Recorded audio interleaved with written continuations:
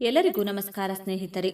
ಕೇಂದ್ರ ಸರ್ಕಾರ ಪ್ರಧಾನಮಂತ್ರಿ ಆವಾಸ್ ಯೋಜನೆಯ 2ನೇ ಹಂತವನ್ನು ಬಿಡುಗಡೆಗೊಳಿಸಿದೆ. 2029ರ ತನಕ ಈ ಯೋಜನೆಯನ್ನು ವಿಸ್ತರಿಸಲಾಗಿದ್ದು, ನಗರ ಪ್ರದೇಶಗಳಲ್ಲಿ ಹೊಸ ಮನೆಯನ್ನ ಕಟ್ಟುವವರು, ಫ್ಲಾಟ್ ಅನ್ನು ಖರೀದಿಸುವವರು 2,50,000 ರೂಪಾಯಿ ತನಕ ಸಬ್ಸಿಡಿ ರೂಪದಲ್ಲಿ ಹಣಕಾಸು ನೆರವನ್ನ ಪಡೆಯಬಹುದು. ನೆನಪಿರಲಿ, ಮಧ್ಯಮ ವರ್ಗದ ಜನರು ಈ ಯೋಜನೆಯ ಪ್ರಯೋಜನವನ್ನ ಪಡೆಯಬಹುದು. ಹಾಗಾದ್ರೆ ಇದು ಯಾರಿಗೆ ಸಿಗುತ್ತದೆ? ಇದಕ್ಕೆ ಅರ್ಜಿ ಸಲ್ಲಿಸುವುದು ಹೇಗೆ? ಎಲ್ಲಾ ವಿವರಗಳನ್ನ ನೋಡೋಣ ಬನ್ನಿ. ಬಡ ಮತ್ತು ಮಧ್ಯಮ ವರ್ಗದ ಸುಮಾರು 1 ಕೋಟಿ ಜನರಿಗೆ ಸ್ವಂತ ಮನೆಯನ್ನ ಕಟ್ಟುವ ಅಥವಾ ಖರೀದಿಸುವ ಸಂದರ್ಭ 2,30,000 ರೂಪಾಯಿ ತನಕ ಸಬ್ಸಿಡಿಯನ್ನ ನೀಡಲು ಕೇಂದ್ರ ಸರ್ಕಾರದ ಪ್ರಧಾನಮಂತ್ರಿ ಆವಾಸ್ ಯೋಜನೆ ಅರ್ಬನ್ 2.0 ಅನ್ನ ಬಿಡುಗಡೆಗೊಳಿಸಿದೆ. 2024ರ ಸೆಪ್ಟೆಂಬರ್ 1ರಿಂದ 5 ವರ್ಷಗಳ ಕಾಲ ಅಂದರೆ 2029ರ ತನಕ ಈ ಯೋಜನೆಯನ್ನ ಇದೀಗ ವಿಸ್ತರಿಸಲಾಗಿದೆ. 1 ಲಕ್ಷಕ್ಕೂ ಅಧಿಕ ಹೊಸ ಮನೆಗಳಿಗೆ ಈ ನೆರವು ಸಿಗಲಿದೆ. ಈ PMAY ಅರ್ಬನ್ 2.0 ಯೋಜನೆಯಿಂದ ನಗರ ಪ್ರದೇಶದಲ್ಲಿರುವ ಮಧ್ಯಮ ವರ್ಗ ಮತ್ತು ಬಡ ಜನತೆಗೆ ಸ್ವಂತ ಮನೆಯನ್ನ ಹೊಂದಲು ಅನುಕೂಲವಾಗಲಿದೆ. ಈ ಹಿಂದೆ ಗ್ರಾಮೀಣ ಪ್ರದೇಶದ ಜನರಿಗೂ ಈ ಅನುಕೂಲವನ್ನ ನೀಡಲಾಗಿತ್ತು. ಈ ಯೋಜನೆಯನ್ನ ಭಾರತದಾದ್ಯಂತ ನಾನಾ ಪ್ರೋಗ್ರಾಂಗಳಲ್ಲಿ ಜಾರಿಗೊಳಿಸಲಾಗುತ್ತಿದೆ.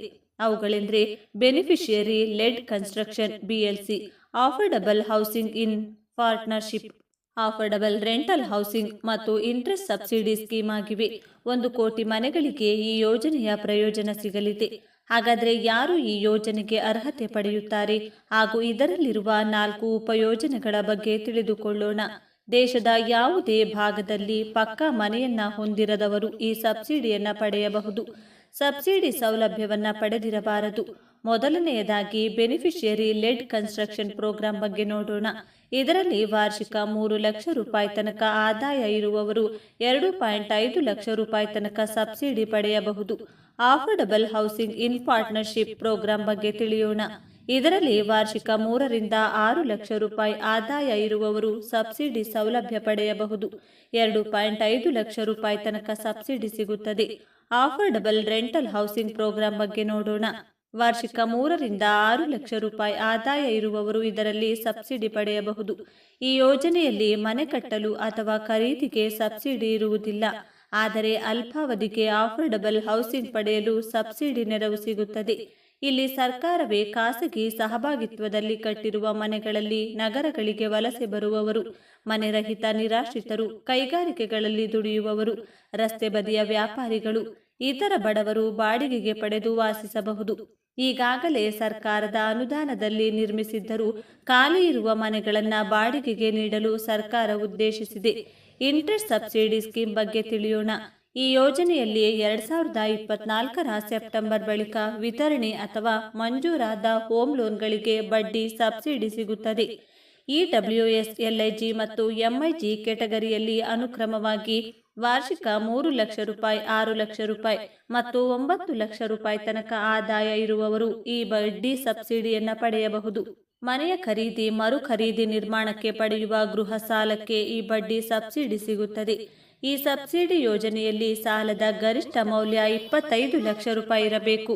ಮನೆಯ ಗರಿಷ್ಠ ಮೌಲ್ಯ 35 ಲಕ್ಷ ರೂಪಾಯಿ ಇರಬೇಕು. ಸಬ್ಸಿಡಿ ಸೌಲಭ್ಯ ಪೂರ್ಣ ಪ್ರಮಾಣದಲ್ಲಿ ಸಿಗಬೇಕಿದ್ರೆ ಕನಿಷ್ಠ 8 ಲಕ್ಷ ರೂಪಾಯಿ ಸಾಲ ಇರಬೇಕು. ಸಬ್ಸಿಡಿ ಮೊತ್ತವು 5 ಕಂತುಗಳಲ್ಲಿ ಸಿಗುತ್ತದೆ. ಆದ್ದರಿಂದ 5 ವರ್ಷ ಸಾಲದ ಅಕೌಂಟ್ ಸಕ್ರಿಯವಾಗಿರಬೇಕು. ಬಳಿಕ ಸಬ್ಸಿಡಿ ಸಿಗುವುದಿಲ್ಲ. ಇದರಲ್ಲಿ ಗರಿಷ್ಠ 1,80,000 ರೂಪಾಯಿ ಬಡ್ಡಿ ಸಬ್ಸಿಡಿ ಸಿಗುತ್ತದೆ. ಪ್ರಧಾನಮಂತ್ರಿ ಆವಾಸ್ ಯೋಜನೆ ಅರ್ಬನ್ 2.0 ಅಡಿಯಲ್ಲಿ ಬೇಕಾಗುವ ದಾಖಲಾತಿಗಳು ಹೀಗಿವೆ. ಅರ್ಜಿದಾರರ ಆಧಾರ್ ಸಂಖ್ಯೆ, ಆಧಾರ್ ಪ್ರಕಾರ ಹೆಸರು, ಜನ್ಮ ದಿನಾಂಕ, ಕುಟುಂಬದ ಸದಸ್ಯರ ಆಧಾರ್ ವಿವರಗಳನ್ನು ನೀಡಬೇಕಾಗುತ್ತದೆ. ಬ್ಯಾಂಕ್ ಖಾತೆಯ ವಿವರಗಳು, ಆದಾಯ ದೃಢೀಕರಣ ಪತ್ರ, ಜಾತಿ ಸಮುದಾಯ ದೃಢೀಕರಣ, ಭೂ ದಾಖಲೆ. ಪ್ರಧಾನಮಂತ್ರಿ ಆವಾಸ್ ಯೋಜನೆ 2.0 ಯೋಜನೆಗೆ ಸಂಬಂಧಿಸಿದ ಅರ್ಜಿ ಸಲ್ಲಿಸುವುದು ಹೇಗೆ? PMAY ಅರ್ಬನ್ 2.0 ಸ್ಕೀಮ್ ಅಡಿಯಲ್ಲಿ ಸಬ್ಸಿಡಿ ಸೌಲಭ್ಯವನ್ನು ಪಡೆಯುವವರು PMAY ಅರ್ಬನ್ 2.0 ವೆಬ್ಸೈಟ್ನಲ್ಲಿ ಅರ್ಜಿ ಸಲ್ಲಿಸಬಹುದು ಅಥವಾ ಕಾಮನ್ ಸರ್ವಿಸ್ ಸೆಂಟರ್ಗಳಲ್ಲಿ ಅರ್ಜಿ ಸಲ್ಲಿಸಬಹುದು. ಇಲ್ಲವೇ ಸಂಬಂಧಪಟ್ಟ ಸ್ಥಳೀಯ ಸಂಸ್ಥೆ, ಮುನಿಸಿಪಾಲಿಟಿ ಕಚೇರಿಗಳಲ್ಲಿ ಅರ್ಜಿ ಸಲ್ಲಿಸಬಹುದು. ಈ ಯೋಜನೆಯ ಮೊದಲ ಹಂತದಲ್ಲಿ ನಗರ ಪ್ರದೇಶಗಳಲ್ಲಿ 1,18,00,000 ಮನೆಗಳಿಗೆ ಸಬ್ಸಿಡಿ ವಿತರಿಸಲು ಅನುಮೋದಿಸಲಾಗಿತ್ತು.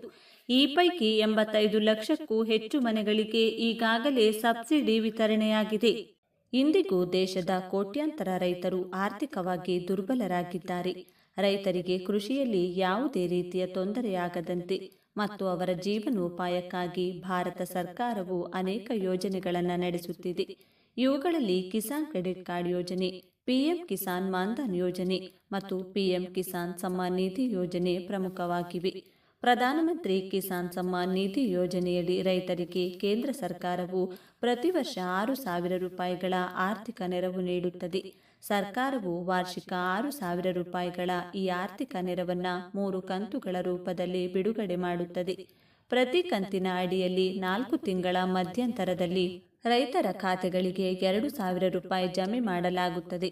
ಭಾರತ ಸರ್ಕಾರದ ಈ ಯೋಜನೆಯ ಲಾಭವನ್ನು ದೇಶದಾದ್ಯಂತ ಕೋಟ್ಯಾಂತರ ರೈತರು ಪಡೆಯುತ್ತಿದ್ದಾರೆ. ಅದೇ ಸಮಯದಲ್ಲಿ ಈ ಯೋಜನೆಯ ಲಾಭವನ್ನು ತಪ್ಪಾದ ರೀತಿಯಲ್ಲಿ ಪಡೆಯುತ್ತಿರುವ ಅನೇಕ ರೈತರು ದೇಶದಲ್ಲಿದ್ದಾರೆ. ಇದಕ್ಕಾಗಿಯೇ ಕೇಂದ್ರ ಸರ್ಕಾರವು ಯೋಜನೆಯಲ್ಲಿ ಇಕೆವೈಸಿ ಮತ್ತು ಭೂ ದಾಖಲೆಗಳ ಪರಿಶೀಲನೆಯನ್ನು ಕಡ್ಡಾಯಗೊಳಿಸಿದೆ. ಭಾರತ ಸರ್ಕಾರವು ಪಿಎಂ ಕಿಸಾನ್ ಸಮ್ಮಾನ್ ನಿಧಿ ಯೋಜನೆಯ 19ನೇ ಕಂತನ್ನು ಶೀಘ್ರದಲ್ಲೇ ಬಿಡುಗಡೆ ಮಾಡಲಿದೆ. ಯೋಜನೆಯಡಿಯಲ್ಲಿ ಭೂಮಿಯ ದಾಖಲೆಗಳನ್ನು ಪರಿಶೀಲಿಸದ ಮತ್ತು ಇಕೆವೈಸಿ ಮಾಡದ ರೈತರು ಈ ಯೋಜನೆಯ ಪ್ರಯೋಜನವನ್ನು ಪಡೆಯುವುದಿಲ್ಲ. ಮಾಧ್ಯಮ ವರದಿಗಳ ಪ್ರಕಾರ ಭಾರತ ಸರ್ಕಾರವು ಪಿಎಂ ಕಿಸಾನ್ ಸಮ್ಮಾನ್ ನಿಧಿ ಯೋಜನೆಯ 19ನೇ ಕಂತನ್ನು ಈ ತಿಂಗಳಲ್ಲಿ ಬಿಡುಗಡೆ ಮಾಡಬಹುದು. ಅಂದರೆ ಯೋಜನೆಯ 19ನೇ ಕಂತಿನ ಬಿಡುಗಡೆಯ ದಿನಾಂಕಗಳ ಕುರಿತು ಸರ್ಕಾರ ಯಾವುದೇ ಅಧಿಕೃತ ಘೋಷಣೆ ಮಾಡಿಲ್ಲ. ಇನ್ನು ಖಾತೆಗೆ ಹಣವನ್ನು ಜಮಾ ಮಾಡಲು ರೈತರ ಮೊಬೈಲ್ ಸಂಖ್ಯೆ ಸಕ್ರಿಯವಾಗಿರಬೇಕು. ಮೊಬೈಲ್ ಸಂಖ್ಯೆಯನ್ನು ಆಧಾರ್ನೊಂದಿಗೆ ಲಿಂಕ್ ಮಾಡಬೇಕು. ಆಧಾರ್ ಮತ್ತು ಮೊಬೈಲ್ ಸಂಖ್ಯೆಯೊಂದಿಗೆ ಇಕೆವೈಸಿ ಮಾಡಿದವರಿಗೆ ಮಾತ್ರ ಹಣವನ್ನು ಜಮಾ ಮಾಡಲಾಗುತ್ತದೆ. ಇಕೆವೈಸಿ ಮಾಡುವ ಸಮಯದಲ್ಲಿ ಆಧಾರ್ ಲಿಂಕ್ ಮಾಡಿದ ಸಂಖ್ಯೆಗೆ ಒಟಿಪಿ ಬರುತ್ತದೆ. ಈ ಒಟಿಪಿಯನ್ನು ನಮೂದಿಸಿರುವುದರಿಂದ ಕೆವೈಸಿ ಪ್ರಕ್ರಿಯೆ ಪೂರ್ಣಗೊಳ್ಳುತ್ತದೆ. ಆದ್ದರಿಂದ ರೈತರು ತಮ್ಮ ಸಿಮ್ ಕಾರ್ಡನ್ನು ಸಕ್ರಿಯವಾಗಿಡಬೇಕು.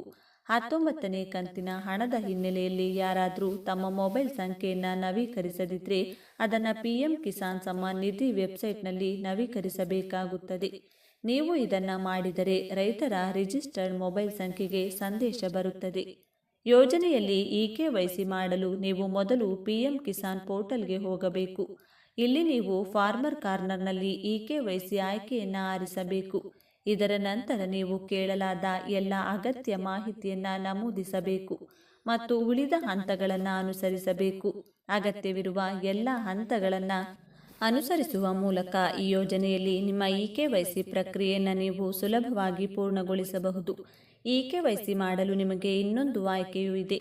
ಇದಕ್ಕಾಗಿ ನೀವು ನಿಮ್ಮ ಹತ್ತಿರದ ಸಾರ್ವಜನಿಕ ಸೇವಾ ಕೇಂದ್ರಕ್ಕೆ ಹೋಗಬೇಕಾಗುತ್ತದೆ. ಪಿಎಂ ಕಿಸಾನ್ ಸಮ್ಮಾನ್ ನಿಧಿ ಯೋಜನೆಯ ಅಡಿಯಲ್ಲಿ ನೀವು ಇನ್ನೂ ಭೂ ದಾಖಲೆಗಳನ್ನು ಪರಿಶೀಲಿಸದಿದ್ದರೆ ಅಂತಹ ಪರಿಸ್ಥಿತಿಯಲ್ಲಿ ನೀವು ನಿಮ್ಮ ಹತ್ತಿರದ ಕೃಷಿ ಕಚೇರಿಗೆ ಹೋಗಬೇಕಾಗುತ್ತದೆ. ಅಲ್ಲಿಗೆ ಹೋಗುವ ಮೂಲಕ ನೀವು ಯೋಜನೆಯಲ್ಲಿ ನಿಮ್ಮ ಭೂ ದಾಖಲೆಗಳನ್ನು ಸುಲಭವಾಗಿ ಪರಿಶೀಲಿಸಬಹುದು.